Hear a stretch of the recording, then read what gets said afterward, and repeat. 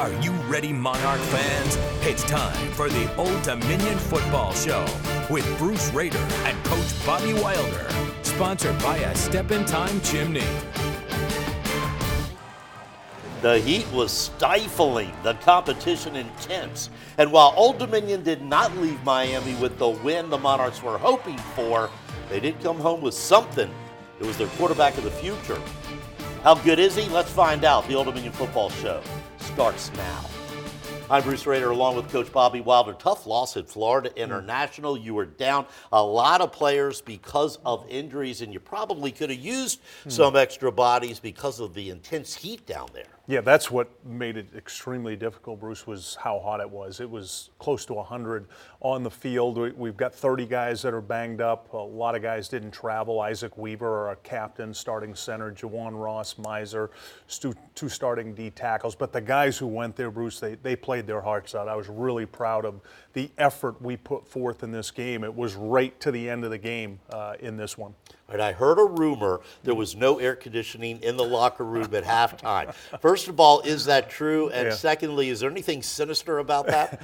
I don't think it was sinister. It was extremely hot. Danny Cornier brought a couple portable air conditioners, so we had some air in there, but let's just say it was really hot. Well, there was a bright spot. You started freshman quarterback Hayden Wolfe. Let's start by telling the fans a little bit about Hayden. He was a big-time recruit out of Florida. Yeah, one of our most highly recruited players ever in the program, Bruce. He was a three-star quarterback from Venice High School on the west coast of Florida. Had some big-time offers, Kentucky from the SEC, some other big programs, but the relationship that Ron Whitcomb, our quarterback coach, developed with him, Brian Scott, our offensive coordinator, myself, we went to visit he and his family, and he's seen the track record of quarterbacks, how they've been developed at Old Dominion, and that relationship was what allowed us to keep that commitment and sign him and have him come to Old Dominion. How do you rate his performance on Saturday? It was solid. A lot of poise. He ended up 19 for 35, which I don't think was indicative of he was on his reads. He delivered the ball on time. The ball was coming out quickly. Just some things to coordinate between he and the pass catchers. But for a first performance, and what really, Bruce, showed us all that he has the ability, that drive at the end of the game, 3-play, 76-yard drive for a touchdown that cut it to 24-17. Was good to see that in the fourth quarter. You need somebody to keep you in the game. We wanted to meet Hayden, so Nathan Epstein went out to visit with him yesterday, and they talked about his first start. I feel comfortable in the pocket, which is important at the FBS level. You see a lot of talented guys like Stone and Masai who can run, but I can't do that. I'm not like them. So the one thing I have to pride myself on is just being accurate, being confident in the pocket, and kind of knowing what's coming at me every play. I'm a competitor. I love to win. I hate anything but winning. So I'm just excited this week to get back with the guys and get better every day and come out with a win this week. Coach, the young man seems to have a lot of poise, but you often see that when you get a highly recruited quarterback. Yeah, I call it in quarterbacks the guys that can handle the Bruce Raiders of the world. And what I mean is when they get interviewed, you see it right there. He's so used to that, Bruce. That's his entire high school career. He's confident in himself and his ability. He's got a really bright future. He also made it a point to tell Nathan that unlike Stone and Messiah, he doesn't like to run. He's a passer. Yeah, that's not his strength. But you look at his size. He's 6'4", he's big, he's got a big arm. And the thing that he does that was really impressive Saturday, Bruce, he gets the ball out quickly versus blitz. You could see that Saturday for a guy playing his first game. You can build on that. All right, you're back at home Saturday against Texas San Antonio. This could be one of your more evenly matched games of the season. Yeah, it's a good football team, Bruce. They lost at Texas A&M last weekend out of the Southeastern Conference. Texas A&M, good football team, and they were in that game right up into the second half. But this is certainly a game that we're excited about. We've played well against them in the past. We played them twice and beat them both times. Is it true that their quarterback is having some injury problems, and is that hard to sort of practice against a team you're not sure who's going to be behind center? Yeah, he got a really tough injury to the thumb on his non-throwing hand. Actually got the nail ripped off his thumb. We do believe he'll play this weekend, Bruce. He's a dual threat quarterback, so we're preparing this week in practice like we will see him. But obviously, the most important thing as far as your team goes is the injury report. Are you any healthier this week? We are. We've got some guys back. Blake Watson, who is playing like a first-team all-conference kick returner, missed last week's game, Bruce, with an ankle.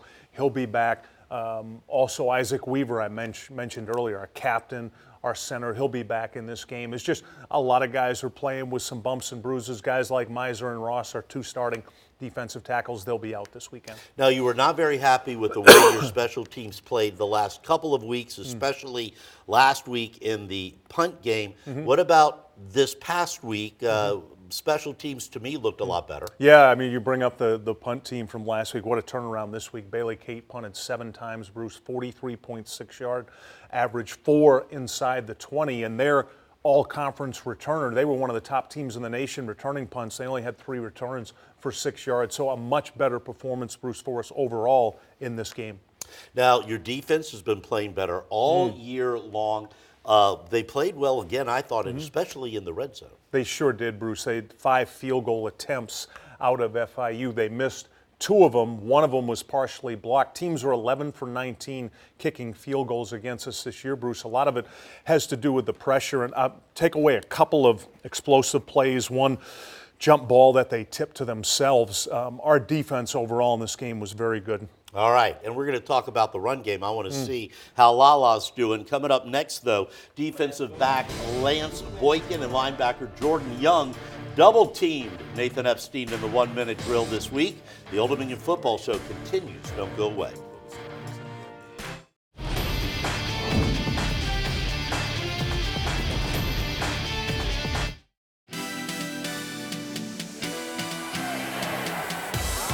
Nathan Epstein here with the Old Dominion Football Show. We're back with the 1-minute drill. We're switching things up a little bit this week. We're going to go double team here. We got Lance Boykin, Jordan Young, linebacker, cornerback for the Monarchs. And first of all, I'm going to ask both of you, who wins in an arm wrestling contest? First, Lance. Easily me.